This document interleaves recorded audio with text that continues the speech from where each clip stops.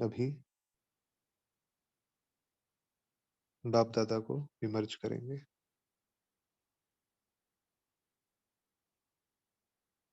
सामने, और ये सभी शक्तियां और इस स्थिति की एकाग्रता, सर्वात्माओं के प्रति स्नेह का भाव, ऊंचा उठाने का भाव, और अपना मास्टर रचयिता स्वरूप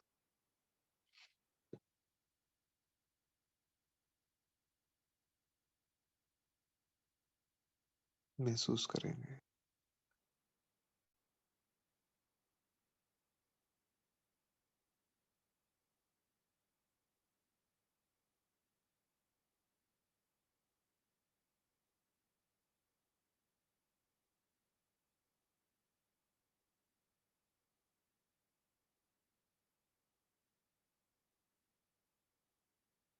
जो जो भी, जैसा जैसा भी बाबा देखना चाहता है वैसा धारण हो रहा है, धारण हो गया है।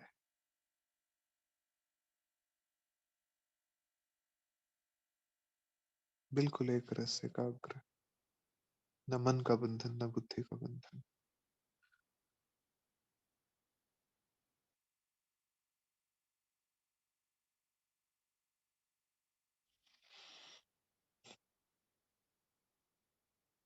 इसी एकाग्रता में, इसी बाबा के साथ की अनुभूति में अब चलेंगे स्व के दर्शन की ओर, परमात्म दर्शन की ओर, और सृष्टि चक्र के दर्शन की ओर।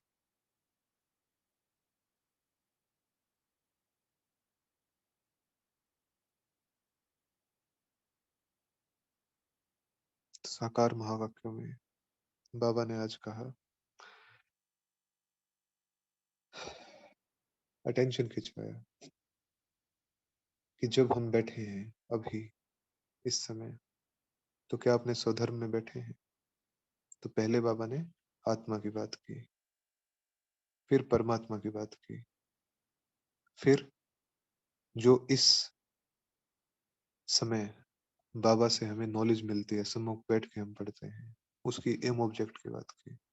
और एम ऑब्जेक्ट के बाद कैसे कैसे ये पूरा कल्प बीता है, कैसा समय था, फिर कैसा परिवर्तन हुआ, उस परिवर्तन के बाद कैसे भक्ति शुरू हुई, और कैसे भक्ति के बाद संन्यास मार्ग शुरू हुआ, और कैसे संन्यास मार्ग के बाद तमो प्रधान, बिल्कुल जड़जड़ी भूत अवस्था हुई धरती की, और फिर से परमात्मा अवतरण हुआ। तो पूरी मुरली यदि हम सार रूप में देखेंगे तो स्वदर्शन चक्र ही बाबा ने डिटेल किया है। तो हम इसे उसी रीति में सार रूप में लेंगे। कि सबसे पहले आत्मा अपने स्वधर्म में, तो हमारा स्वधर्म है ज्ञान, हमारा स्वधर्म है पवित्रता, शांति, सुख। तो क्या हम इस स्वधर्म की अवस्था में अभी बैठे हैं, या इस स्वधर्म की अवस्था में अभी ही नहीं पूरा दिन रहते हैं? तो देखेंगे सभी स्वयं को एक बार, पूर्णतः हड्डियों के ढांचे से बिल्कुल ऊपर, अलग, चमक रहे हैं।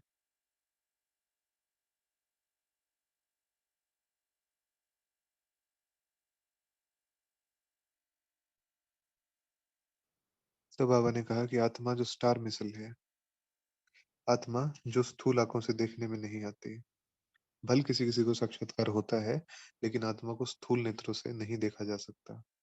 इसे बुद्धि के नेत्र से देखा जा सकता है। बुद्धि रूपी जो ज्ञान चक्षु आत्मा को मिलते हैं, विजुअलाइजेशन और रियलाइजेशन पावर से देखा जा सकता है, महसूसता की शक्ति से देखा जा सकता है। कि जब हम अपने सामने किसी को देखते हैं और बुद्धि बहुत क्लीन और क्लियर हमारी होती आ रही है, हो रही है, तो हमें स्पष्ट दिखता है, उनके फीचर्स नहीं दिखते।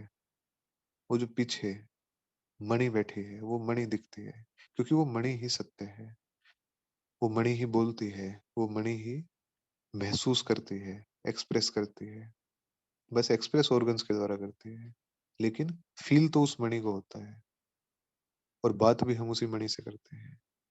तो इसलिए बुद्धि से वो दिखती है, इन नैनों से नहीं दिखती। तो बाबा ने कहा कि आत्मा दिव्य दृष्टि से आत्मा को देखा जा सकता है, स्थूल नेत्रों से नहीं देखा जा सकता।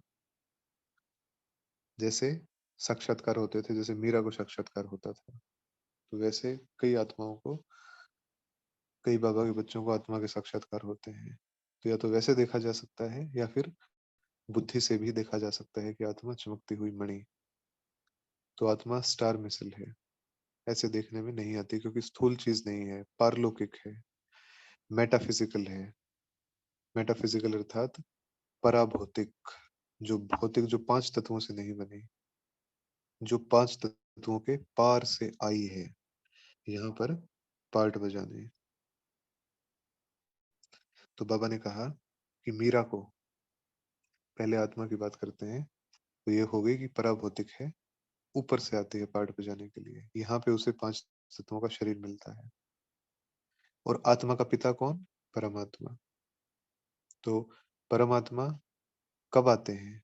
ये बाबा बताते हैं कि जब अति धर्म ग्लानि है, तब परमात्मा आते हैं, अपने समय पे आते हैं, पार्ट बजाने के लिए आते हैं। आते कहाँ से हैं? बहुत दूर, अपने परम, परे से परे निवास से यहाँ पर आते हैं, क्योंकि परम पिता है, सुप्रीम है। इसलिए जब आत्माओं की ऐसी हालत होती है कि फंक्शन करने की भी स्थिति नहीं रहती, कि वो चल ही नहीं पाएगी, अब आत्माएं, बिल्कुल हाहाकार की स्थिति होती है, उस समय पे फिर बाबा आते हैं। तो परमात्मा अपने धाम से आते हैं।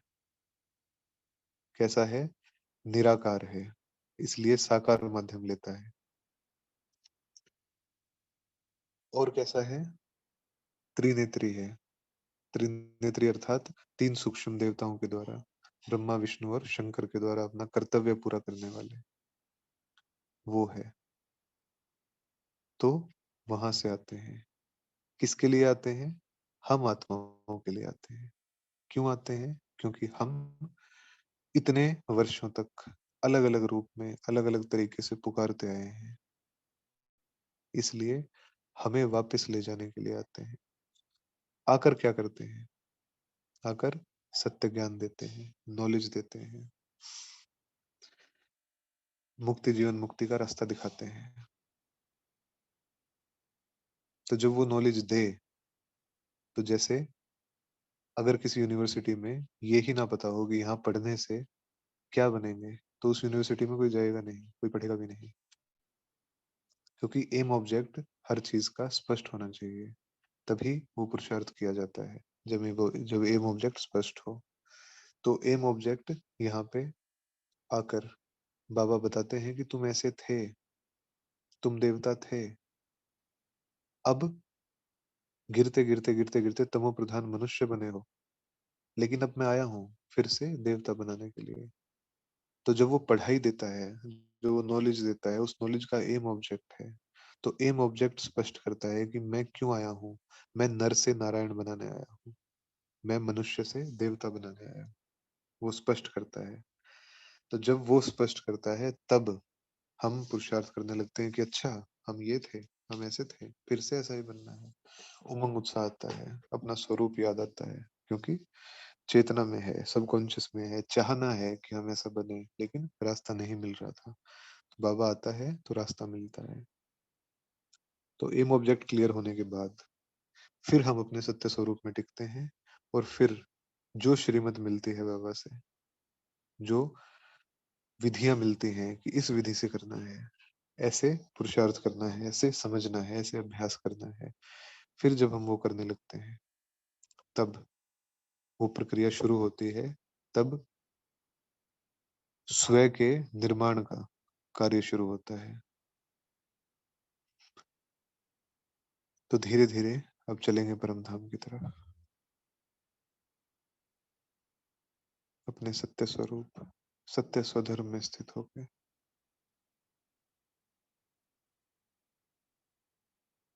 और महसूस करेंगे कि सभी आत्माएं हमारे भाई, एक बाप की संतान,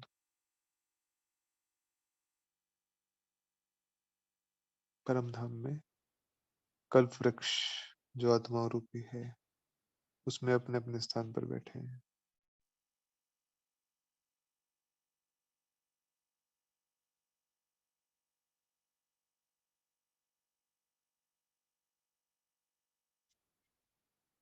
और हम अपने स्थान से उठे, बिल्कुल बाबा के बाद,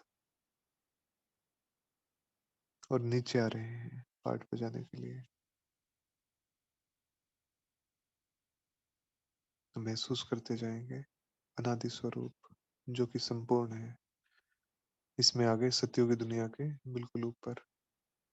और वहां आकर अब हमें माँ के गर्भ में प्रवेश करना है, देवी माँ के गर्भ में प्रवेश करना है। प्रवेश किया,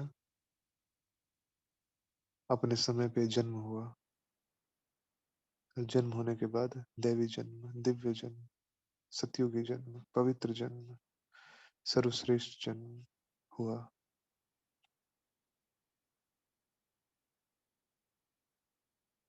सतयुगी दुनिया में, संपूर्ण सुखों की दुनिया में।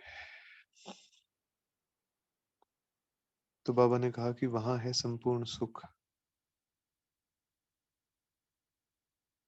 वहां है सर्व कलाओं से संपन्न, सर्व गुणों से संपन्न,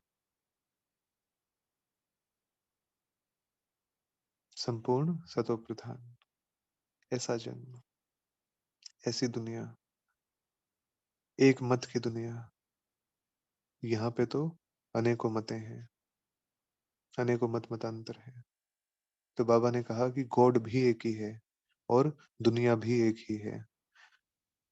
एक दो दिन पहले एक सवाल पूछा गया था, हमें याद नहीं है किसने पूछा था, कि जैसे अनेकों ब्रह्मा है और अनेकों धरतियां हैं, और ऐसे ही अनेकों यूनिवर्स भी हो सकते हैं क्या? मतलब एक धरती है तो ऐसे अनेकों धरतियां भी हो सकती हैं, एक ब्रह्मा है तो ऐसे अनेकों ब्रह्मा भी हो सकते हैं। तो बाबा ने क्लेरिफाई किया है आज, गॉड भी एक ही है और दुनिया भी एक ही है।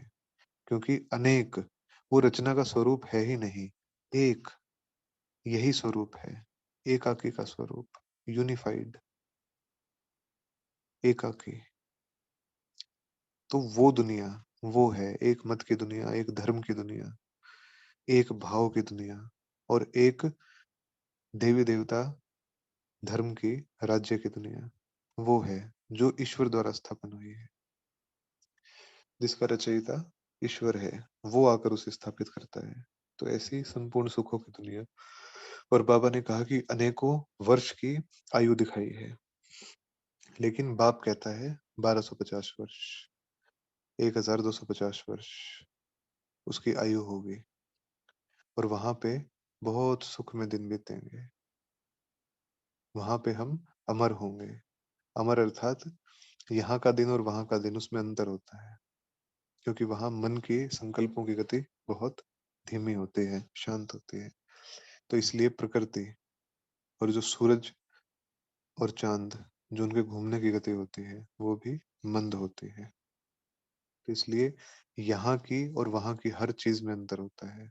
वहाँ की हर चीज संपूर्ण स्वरूप में है, क्योंकि हम आत्माएं संपूर्ण स्वरूप में है। तो वो है हमारा ऑब्जेक्ट, वो है हमारा एम।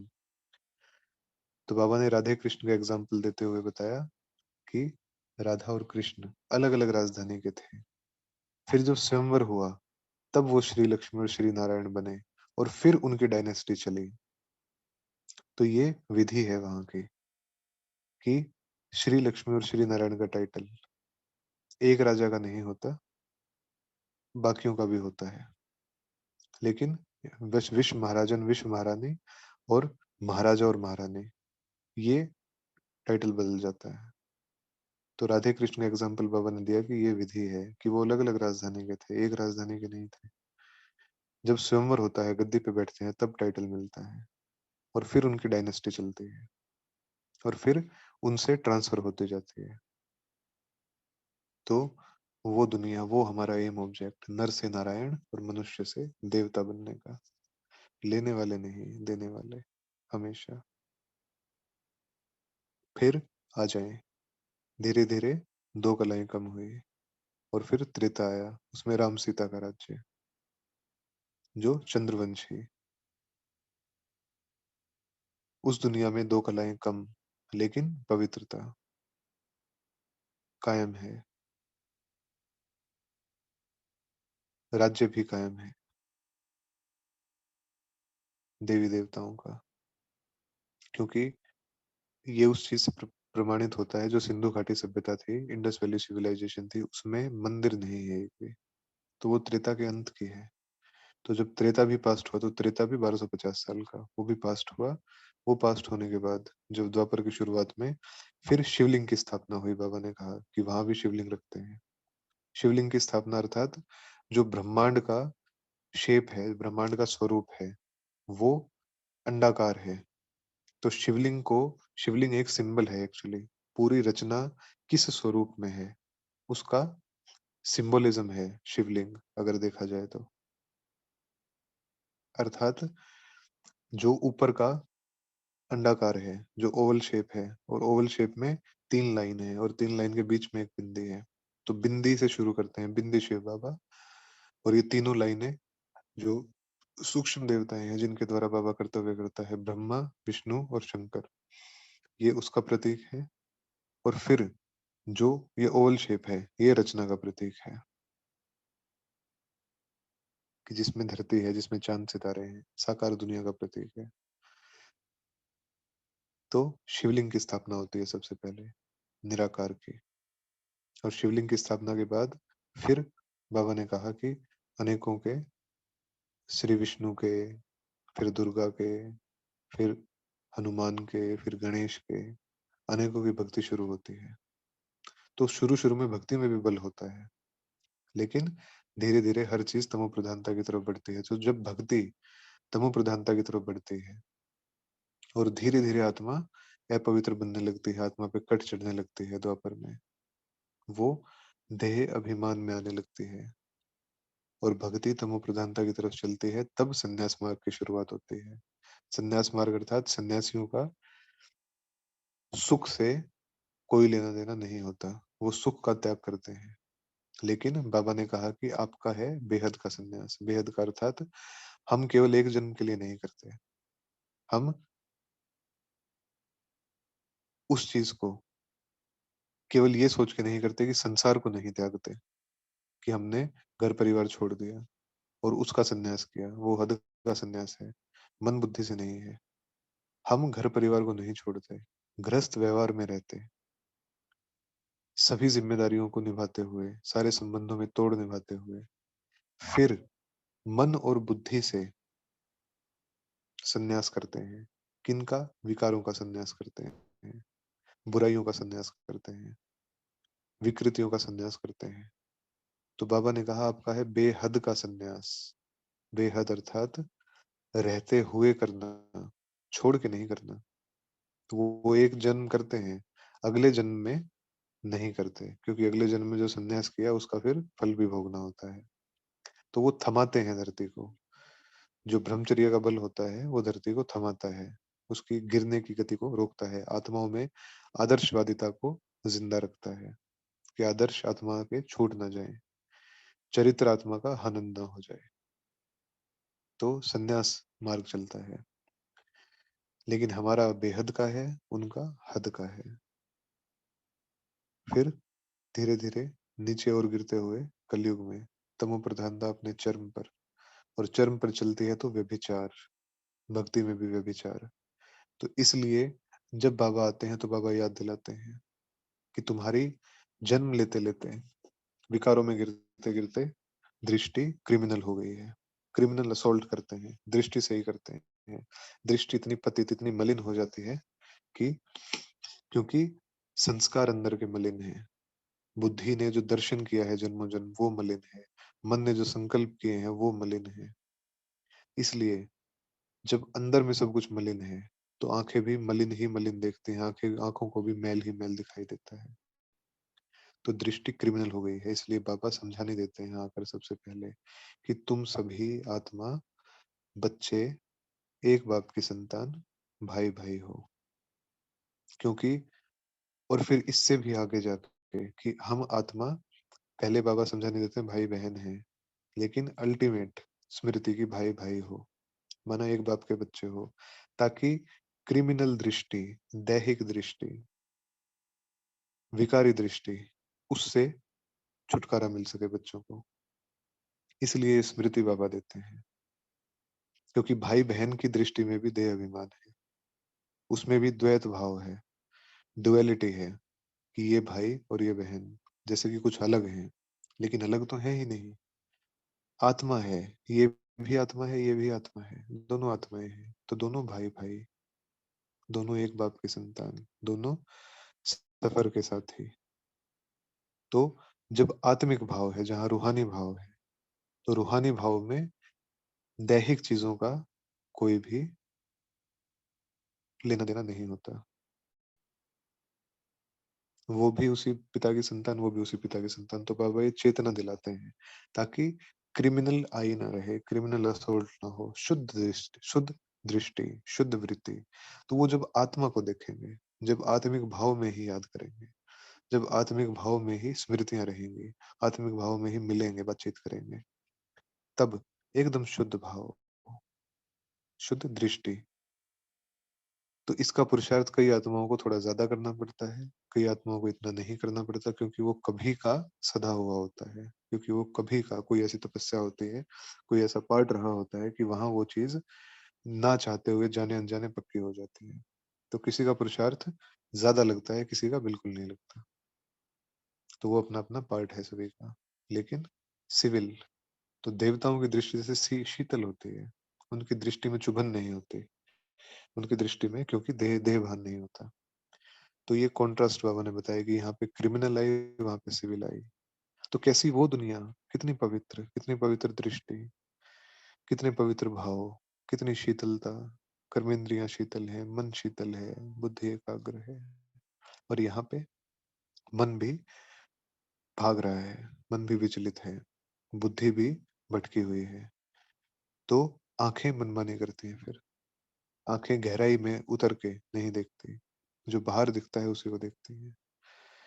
तो इसलिए ये अभ्यास बिल्कुल पक्का कि आत्मा भाई भाई, सोल।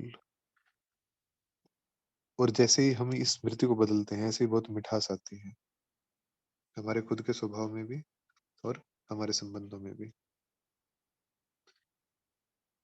तो बाबा ने कहा कि आत्मा देखने में तो नहीं आती, लेकिन बोलने में आती है, कि मैं आत्मा बहुत दुखी हूँ, आत्मा थी निकल गई दूसरा शरीर लेगी। तो ये सारी चीजें बोलने में तो आती हैं, लेकिन देखने में नहीं आती। तो इसलिए पहला पार्ट जो इस पूरी मुरली में बाबा ने बताया, आत्मा का अपने स्वधर्म में बैठी है, कैसी है। फिर परमात्मा का कहाँ से आता है, क्या सिखाता है, क्या एम ऑब्जेक्ट है उसकी पढ़ाई का, खुद बैठ के पढ़ाता है तो क्या बनाता है, और जो बनाता है वो दुनिया कैसी है, और जब उस दुनिया में हम जन्म लेते हैं उसके बाद क्या क्या पास्ट होता है। जो पास्ट होता है उसको दिव्य दृष्टि से देखते हैं, और जो पास्ट होता है फिर कैसे कैसे स्वरूप बदलते हैं हमारे। पहले हम देवता बनते हैं, उसके बाद क्या बनते हैं, भक्ति कैसे शुरू होती है, भक्ति के बाद संन्यास मार्ग कैसे आता है, और संन्यास मार्ग के बाद कैसे तमो प्रधानता बढ़ती है, और तमो प्रधान होने के बाद आत्मा कैसी क्रिमिनल हो जाती है। और फिर जब भगवान आता है तो क्या बनाता है, ज्ञान ज्ञानेश्वरी, क्या बनाता है, योग योगेश्वरी, योगेश्वर और योगेश्वरी ये टाइटल है। और योगेश्वर और योगेश्वरी वर्तमान में फिर क्या बनते हैं, राजेश्वर और राजेश्वरी, फिर राज्य अधिकारी बनते हैं, फिर विश्व के महाराजा और विश्व के महारानी बनते हैं। तो ये पूरा सृष्टि चक्र बाबा ने फिरवा दिया। और फिर बाबा ने याद भी दिलाया कि देवताओं की तो 21 पीढ़ी की राजाई चलती है, माना लक्ष्मी नारायण की, श्री लक्ष्मी श्री नारायण की 21 पीढ़ी की राजाई चलती है। लेकिन यहाँ पर तो अगर कोई राजा बना है तो मर गया तो खलास, बस इतना ही है। तो यहाँ पे अप्राप्ति कितनी है, यहाँ पे क्षण भंगुरता कितनी है, कि एक क्षण का ही है सब कुछ, अभी है और अभी नहीं है, इतना ही है, इतने इतना मोमेंटरी है। लेकिन वहां पे परमानेंट है, वहां पे 21 पीढ़ी का है। और गारंटेड माल है। ये भी बाबा ने शब्द यूज किया कि गारंटेड माल है, कि ऐसा ही होगा, क्योंकि सर्व प्राप्तियों की दुनिया है, भरपूरता की दुनिया है, संपूर्णता की दुनिया है। इसलिए तो वहां सदैव खुशी में रहते हैं, तो हम सभी भी सदैव खुशी में रहेंगे। तो बाबा ने सारा ब्रह्मांड इसमें घुमा दिया, आत्मा के बारे में भी बताया, अपने बारे में भी बताया, आता कैसे है, क्या करता है वो भी बताया, फिर सारा सृष्टि चक्र शुरू से लेके अंत तक फिरवाया। तो अभी बाबा से वरदान लेते हैं एकाग्र होके।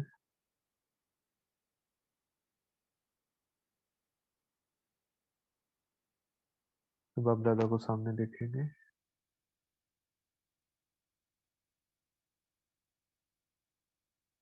और देखेंगे थोड़ा सा दूर बाबा से खुद को,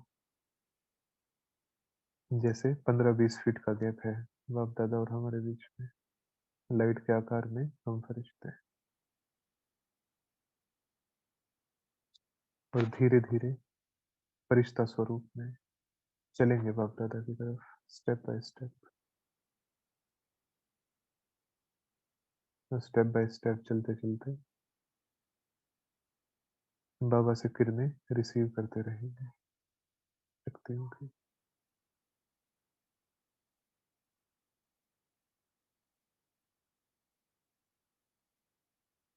और अब बाबा को बोलता हुआ सुनेंगे, हर कदम में पद्मों की कमाई जमा करने वाले समझदार ज्ञानी तो आत्मा भव।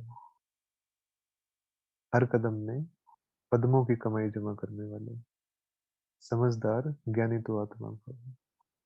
तब महसूस करेंगे, स्वीकार करेंगे कि इस हर कदम में पदम जमा हो रहे हैं, क्योंकि बाप की याद है और बाप सामने है। तो समझदार ज्ञानी तो आत्मा वह है जो पहले सोचता है फिर करता है। जैसे बड़े आदमी पहले भोजन को चेक कराते हैं फिर खाते हैं, तो यह संकल्प बुद्धि का भोजन है। इसे पहले चेक करो फिर कर्म में लाओ। संकल्प को चेक कर लेने से वाणी और कर्म स्वतः समर्थ हो जाएंगे, और जहाँ समर्थ है वहां कमाई है। तो समर्थ बन हर कदम, अर्थात संकल्प बोल और कर्म में पद्मों की कमाई जमा करो। यह ज्ञानी तो आत्मा का लक्षण है। तो महसूस करेंगे कि हमारे संकल्प बोल और कर्म तीनों समर्थ हैं, अर्थ सहित हैं, निरर्थक नहीं है, यथार्थ है। धीरे धीरे बढ़ रहे हैं बाबा की तरफ। और बाबा जैसे पद्मा पदम भंडारे भरते जा रहे हैं हमारे हर कदम में, ज्ञान गुण और शक्तियों के।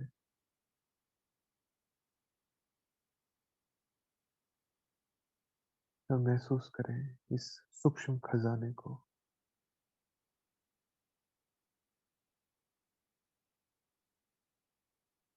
महसूस करें इस सूक्ष्म अमीरी को, सूक्ष्म बादशाही को। हम भरपूर पद्मा पदम पते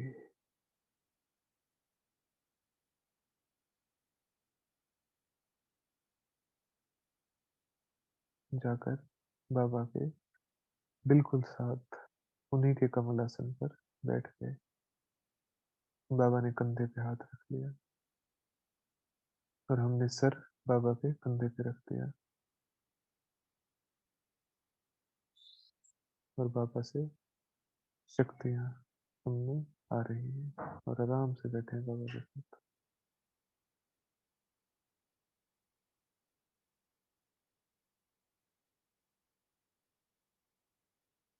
हम और बाप दादा साथ, और कुछ भी याद नहीं। हम और बाप दादा बाबा के कंधे पे सर, और साथ के अनुभव। तो यहीं से शक्तियों के और पावनता के वाइब्रेशंस सारी रचना में फैलता हुआ महसूस करेंगे। इसी महसूसता में दिन का समापन करते हुए ओम शांति, शुभ रात्रि।